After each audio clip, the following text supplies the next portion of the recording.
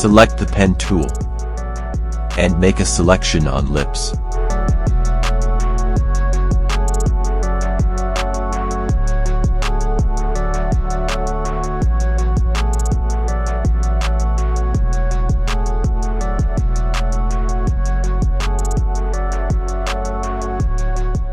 Click right-click and select Make Selection.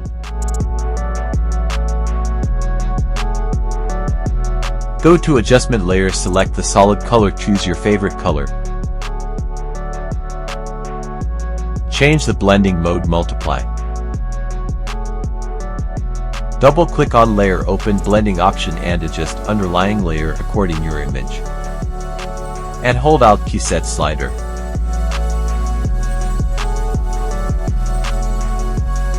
Now feather to px or 3px.